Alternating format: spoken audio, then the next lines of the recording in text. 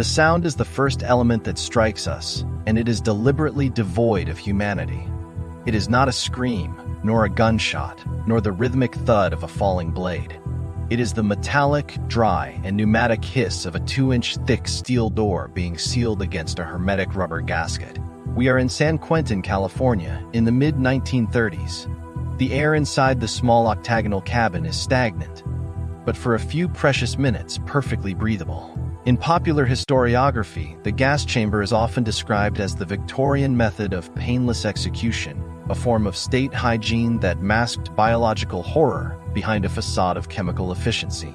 It was marketed to the modern public as the pinnacle of civilization, the end of life without the violent snap of the rope or the mechanical impact of the guillotine. However, to a forensic engineer, the gas chamber is not about justice, retribution, or ideology. It is about the catastrophic failure of an archaic biological sensor. Today, we strip away the myth of the gentle death to reveal a more disturbing truth.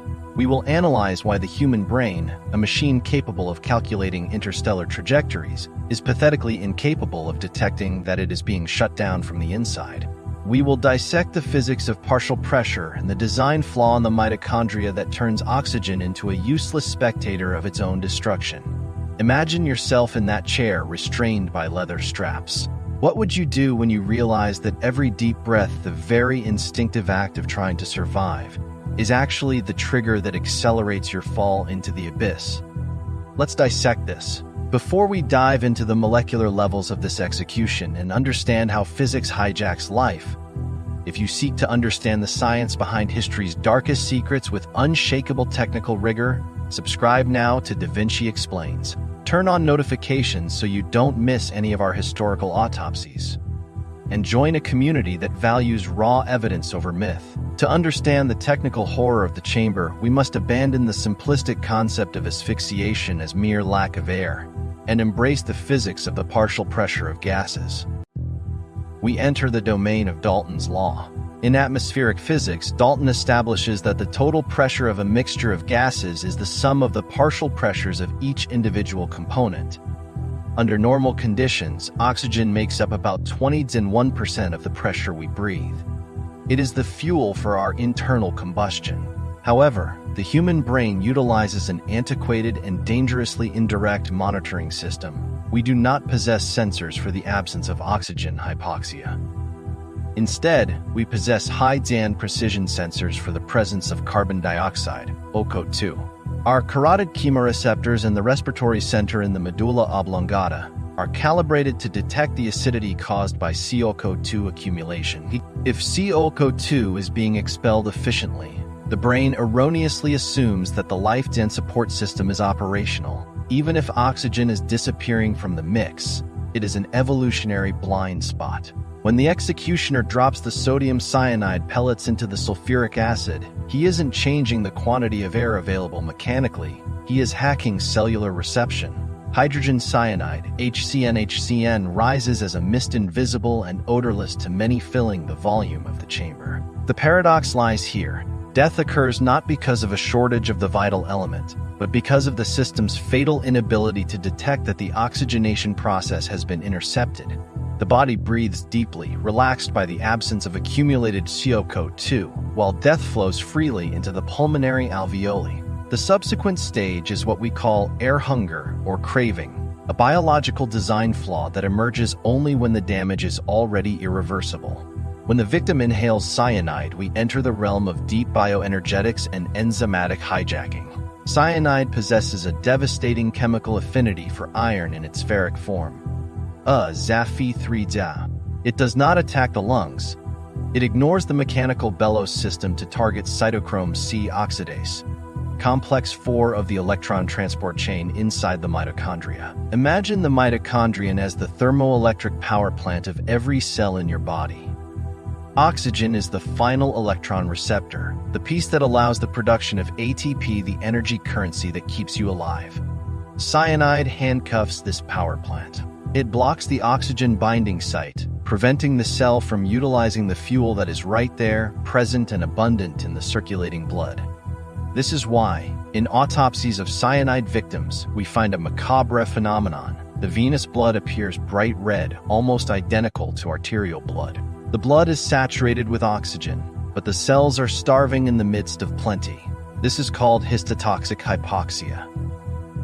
We are analyzing here an unprecedented chemical confusion. The brain receives contradictory signals. The heart enters frantic tachycardia to compensate for the systemic energy drop, while the ventilation control system believes the CO2 level is safe. It is a hardware conflict between the mechanical system lungs and the electrical power system mitochondria, operating at incompatible error frequencies. We are only halfway through this biomechanical deconstruction, and the scenario is about to get even more complex. If this scientific view of history is challenging what you thought you knew about the limits of the human body and the fragility of life, leave a like right now. DaVinci Explains depends on your technical curiosity to continue producing elite documentaries that dissect reality without anesthesia. Subscribe to ensure that science and technical truth always have the last word on the great questions of the past. At this point, we apply fluid engineering to the pulmonary alveoli. In a healthy state, the pressure gradient favors the passive diffusion of oxygen across the alveolo-capillary membrane into the bloodstream. In the gas chamber, this gradient is nullified or corrupted by the presence of the toxic gas. But the true structural collapse occurs at the blood-brain barrier. Without the continuous production of ATP, the sodium-potassium pumps of the cell membranes, which alone consume about 40% of all the energy of the resting brain, simply stop pumping. The electrical potential of the cell membrane, which maintains ionic order and the integrity of the neural software, enters a catastrophic collapse. The human body, a system designed to maintain dynamic homeostasis, rapidly degrades into a state of thermodynamic equilibrium. In physics, absolute equilibrium is synonymous with death. Biological organization is replaced by pure chemical entropy. Neurons begin to fire randomly and chaotically in a final effort of self-preservation, which explains the convulsions and violent muscle spasms reported by witnesses.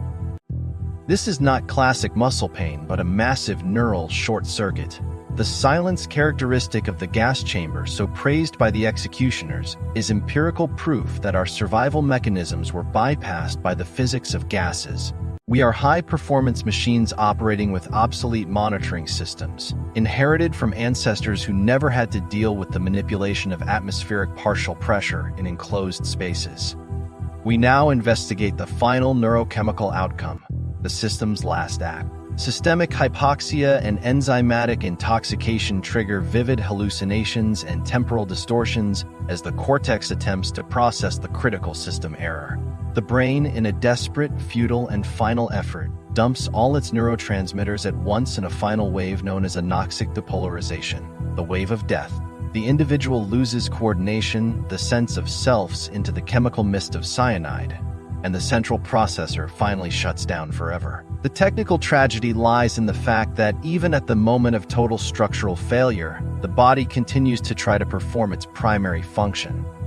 It seeks air, expands the chest, dilates the nostrils, without understanding that the very molecule it seeks air has become the agent of its final entropy. Studying the gas chamber through science is not an exercise in morbidity, but a lesson on the limits of our own architecture. We are governed by Dalton's laws, Boyle's laws, and the relentless second law of thermodynamics. The gas chamber is not a tool of justice. It is a laboratory that proves our connection to life depends on an equilibrium of partial pressures as fragile as glass. Science remembers what history tries to sanitize. In the end, we are just complex chemistry fighting a losing war against fundamental physics. And as we know, physics never loses its debate. The truth is rarely comfortable, but it is the only tool we have to understand who we really are beneath the skin and bone. If you've made it this far, you are part of the elite tier of viewers who value depth behind the facts and aren't satisfied with superficial explanations. Subscribe to DaVinci Explains, turn on notifications, and don't miss our next autopsy of history. Let us know in the comments what other execution method or historical mystery would you like to see deconstructed under the lens of pure science. Thank you for watching. Keep your mind sharp, your curiosity active, and above all, keep physics on your side. Until the next analysis.